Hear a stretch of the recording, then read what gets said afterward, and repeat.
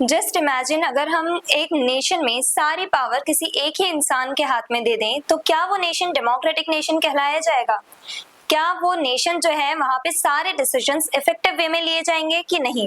So the answer is simple कि नहीं, वो नेशन डेमोक्रेटिक नेशन नहीं कहलाया जाएगा, क्योंकि वहां पे जो हम प्रैक्टिस कर रहे हैं उसे डिक्टेटरशिप कहते हैं, ऑटोक्रेसी कहते हैं। यानी कि सारी पावर हमने एक ही इंसान के हाथों में दे दी। अब वो अपने हिसाब से देश को चलाएगा, ना कि लोगों के हिसाब से, ना कि लोगों के वेलफेयर के लिए काम करेगा वो।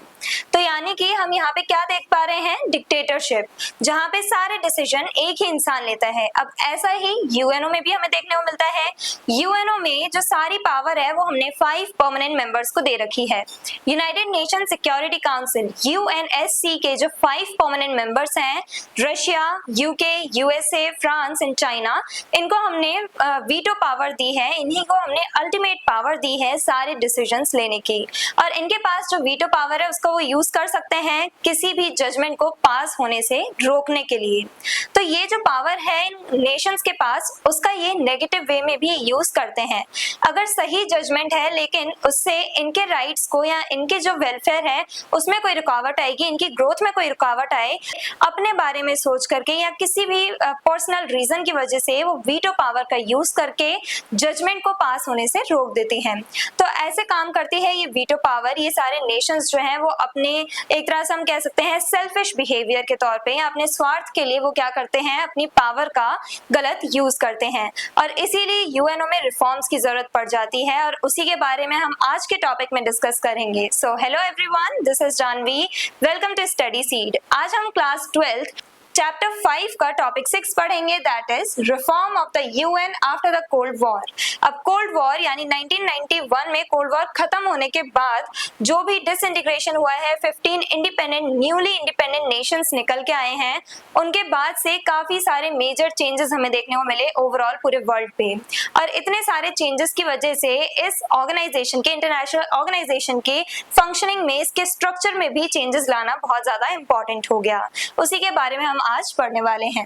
सो the end of the cold war brought major changes in the world politics. अब वर्ल्ड पॉलिटिक्स में काफी सारे चेंजेस आए। हमने देखा था 15 न्यूली इंडिपेंडेंट नेशंस निकल के आए, नए देश बने, 15 नए देश बन के आए सोवियत यूनियन के डिसइंटीग्रेशन के बाद। और इसी के बाद से क्या हुआ? शॉक थेरेपी स्टार्ट हुई। कैपिटलिज्म को अडॉप्ट करने के लिए डिफरेंट नेशंस ने अलग अलग तरह से उन्हें सफर करना पड़ा, पॉवर्टी देखने को मिली, माफिया गैंग्स इमर्ज होके आए, ये सब हम डिस्कस कर चुके हैं। तो काफी ज्यादा प्रॉब्लम्स हुई और उनकी प्रॉब्लम्स को उठाया जाए यूएनओ में, उसकी डिमांड्स की गई कि आप हमारे इश्यूज को सॉल्व करो। इंटरनेशनल इश्यूज जो हैं, सिर्फ हम ऐसे इश्यूज को ही ना देखें जो पीस से या कन्फ्लिक्ट से रिलेटेड हों। अगर कन्फ्लिक्ट चल रहे हैं सिर्फ आप तब इंटरफेयर ना करो, बल्कि आप पीस मेंटेन करने के साथ साथ जो दूसरे इश्यूज हैं उन पे भी फोकस करो। तो ये डिमांड्स रखी इन सभी नेशंस ने मिलकर के यूएनओ में चेंजेस लाने के लिए। तो इसीलिए इतने सारे जो चेंजेस आए वर्ल्ड लेवल पे, उसी की वजह से हमें रिफॉर्म्स की जरूरत पड़ी, हमें रिफॉर्म्स लाने की जरूरत पड़ी यूएनओ के स्ट्रक्चर में, उसकी फंक्शनिंग में, उसके वर्क में। Why were UN reforms needed? अब हम इसे डिटेल में पढ़ते हैं कि इन रिफॉर्म्स की हमें जरूरत थी क्यों। New global issues like terrorism. अभी तक हम लोग सिर्फ कन्फ्लिक्ट्स को सॉल्व करने के, कन्फ्लिक्ट्स जो है उन्हें रिजॉल्व करने की कोशिश कर रहे थे, लेकिन अब क्या हो रहा है, नए नए इश्यूज इमर्ज हो रहे हैं। एनवायरमेंट से रिलेटेड इश्यूज देखने को मिल रहे हैं हमें, टेररिज्म जो है, ये सारे इश्यूज इमर्ज होके आ रहे हैं। तो यानी कि अब ये टाइम आ गया है कि हमें अपना जुरिस्डिक्शन बढ़ाना है। यूएनओ जो है उसका एरिया ऑफ कंट्रोल बढ़ाया गया कोल्ड वॉर खत्म होने के बाद से, और जो डिफरेंट इश्यूज हैं, डिफरेंट जो अलग अलग प्रॉब्लम्स हैं ग्लोबल लेवल पे, उन्हें रेज किया गया, उन्हें सॉल्व करने की कोशिश की जाती है यूएनओ में, और सस्टेनेबल डेवलपमेंट को प्रमोट करता है UNO. Need for quick decision making. अब क्विक डिसीजन मेकिंग यानी कि जो भी फैसले आप ले रहे हो, जो भी डिसीजंस आप ले रहे हो, वो जल्द से जल्द लो और इफेक्टिव वे में लो, सही फैसले लो। अगर नेशंस के बीच में कन्फ्लिक्ट्स चल रहे हैं और आप डिसीजन लेने में बहुत लंबा समय ले रहे हो, बहुत ज्यादा टाइम ले रहे हो आप एक डिसीजन लेने में, और सोचो आपके डिसीजन लेने से पहले ही एक नेशन जो है वो पूरा डिस्ट्रॉय हो जाए, तो रिजल्ट क्या निकलेगा? सिर्फ डिस्ट्रक्शन। क्योंकि अब आप डिसीजन लो, फाइनल रिजल्ट पे पहुंचो ना पहुंचो, कोई फर्क नहीं पड़ता है, एक पूरा नेशन डिस्ट्रॉय हो चुका है। तो सही समय पे सही डिसीजन लिया जाए, उसके लिए हम लोग क्या चाहते हैं कि रिप्रेजेंटेशन बढ़े, demand for fair representation of developing countries, जो डेवलपिंग नेशंस हैं जो अभी डेवलप कर रही हैं, तो ऐसे जो नेशंस हैं जिनमें इंडिया लीड कर रहा है, तो ऐसे नेशंस की भी जो वॉइस है वो मायने रखे, उनकी भी एडवाइसेस ली जाए, उनके थ्रू उनके साथ डिस्कस करके उनके पॉइंट ऑफ व्यू को समझ के तब डिसीजंस लिए जाएं, तो हम एक तरह से डिसीजंस काफी ज्यादा स्ट्रॉन्ग डिसीजन, इफेक्टिव डिसीजंस हम ले पाएंगे इफेक्टिव वे में, डेमोक्रेटिक वे में। तो जो फंक्शनिंग है यूएनओ की उसे इम्प्रूव करने के लिए उसमें रिफॉर्म्स लाने की डिमांड्स की गई। मेन एरियाज ऑफ रिफॉर्म, अब कहाँ रिफॉर्म्स लाने की बात की जाती है? सबसे पहले reform of the security council, UNSC, United nation security council में रिफॉर्म्स लाने की डिमांड की जाती है, जहां पे टोटल 15 मेंबर्स होते हैं, 10 non permanent and 5 permanent members. Increase the number of both permanent and non permanent members, better representation to developing nations. अब यहाँ पे जो हम यूएनएससी में डिमांड्स कर रहे हैं, रिफॉर्म्स लाने की जो डिमांड्स कर रहे हैं, उसमें हम चाहते हैं कि जो सारे मेंबर्स हैं, टोटल 15 मेंबर्स हैं, इन टोटल मेंबरशिप को भी बढ़ाया जाए, यानी 15 से बढ़ा करके ज्यादा मेंबर्स रखे जाएं, अपॉइंट किए जाएं, इलेक्ट किए जाएं, और साथ ही साथ सिर्फ नॉन परमानेंट मेंबर्स की ही क्वांटिटी ना बढ़ाई जाए, नॉन परमानेंट मेंबर्स के साथ साथ परमानेंट मेंबर्स की भी सीट्स बढ़ाई जाएं। और जो परमानेंट मेंबर्स हैं उनके लिए कुछ क्राइटेरिया रखा गया कि जो नेशन इन क्राइटेरियाज को फुलफिल करेंगे, जैसे पॉपुलेशन के टर्म्स में रखा गया, इकोनॉमिक ग्रोथ के टर्म्स में क्राइटेरिया रखा गया, जो हम नेक्स्ट टॉपिक्स में पढ़ेंगे। सो एक क्राइटेरिया रखा गया था जो क्राइटेरिया इंडिया फुलफिल करता है, यानी इंडिया एलिजिबल है परमानेंट मेंबर बनने के लिए, लेकिन परमानेंट मेंबरशिप जो है उसे बढ़ाया नहीं जा रहा है, नंबर ऑफ सीट्स नहीं बढ़ाई जा रही है यूएनएससी में। क्यों? क्योंकि ये 5 परमानेंट मेंबर्स चाहते ही नहीं है कि हम अपनी पावर दूसरों के साथ शेयर करें, कोई और कंट्री जो है वो भी परमानेंट मेंबर बने। तो इसी वजह से हम कह सकते हैं अपने पर्सनल इश्यूज की वजह से, अपने एक तरह से पर्सनल प्रॉब्लम्स की वजह से ये क्या कर रहे हैं, अपने सेल्फिश बिहेवियर की वजह से ये इन परमानेंट नंबर ऑफ सीट्स को बढ़ने ही नहीं दे रहे हैं, परमानेंट क्या नॉन परमानेंट मेंबरशिप भी नहीं बढ़ा रहे हैं।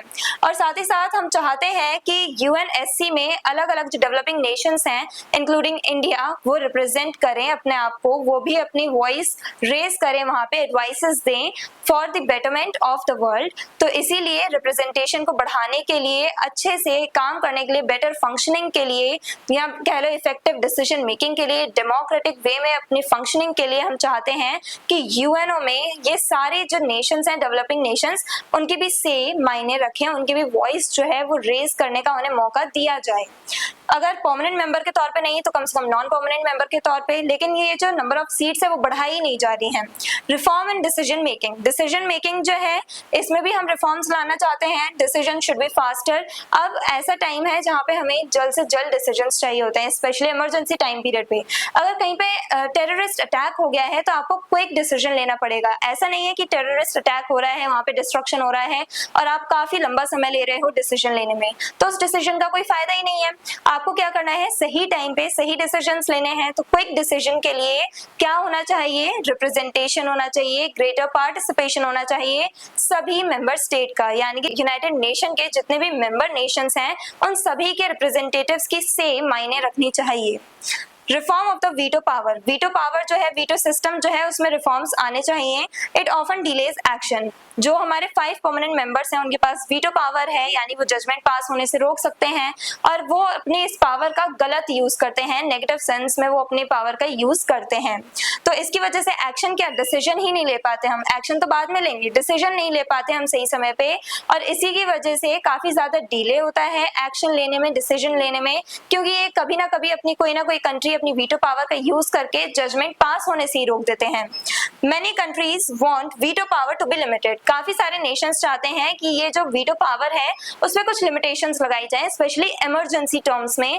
इमरजेंसी टाइम में क्या होता है, अगर आपको डिसीजंस जल्द से जल्द लेने हैं तो मेजॉरिटी देखी जाए, यानी मेजॉरिटी ऑफ द पीपल जिस जजमेंट को लेकर के अप्रूवल दे रहे हैं वो अप्रूव कर दिया जाए, और जो वीटो पावर अगर 1 या 2 कंट्री लगा भी दे रही है तो उसे नेग्लेक्ट कर दिया जाए, स्पेशली इमरजेंसी टाइम में। तो कुछ लिमिटेशंस होनी चाहिए, ये एब्सोल्यूट पावर हमें नहीं देनी चाहिए वीटो पावर परमानेंट मेंबर्स को, क्योंकि इससे क्या होता है कि सब अपने अकॉर्डिंग अपने पर्सनल बेनिफिट के लिए वो अपने पर्सनल इश्यूज की वजह से क्या करते हैं, अपनी पावर का गलत यूज करने लगते हैं। तो ऐसा ना हो उसके लिए कुछ लिमिटेशन लगाई जानी जरूरी है। अब G4 group supports the expansion of permanent membership. This is just for the knowledge कि G4 ग्रुप जो है इंडिया, जर्मनी, जापान और ब्राजील आ जाता है। G4 ग्रुप जो है वो चाहते हैं कि परमानेंट मेंबरशिप बढ़े, जो सिक्योरिटी काउंसिल है उसके परमानेंट मेंबर्स की सीट को बढ़ाने की डिमांड कर रहे हैं G4 ग्रुप। G4 नेशन जो है वो एक दूसरे को सपोर्ट भी करते हैं, एक दूसरे को एज अ परमानेंट मेंबर वो सपोर्ट करते हैं। इंडिया, ब्राजील, जापान और जर्मनी, ये चारों कंट्रीज एक दूसरे को सपोर्ट करते हैं। वो जानते हैं कि ये चारों कैपेबल हैं परमानेंट मेंबर बनने के लिए, लेकिन क्या हो रहा है, वीटो पावर का यूज करके जो ये 5 परमानेंट मेंबर्स हैं वो क्या कर रहे हैं, इस जजमेंट को पास होने से रोक दे रहे हैं, रिफॉर्म्स लाने ही नहीं दे रहे हैं।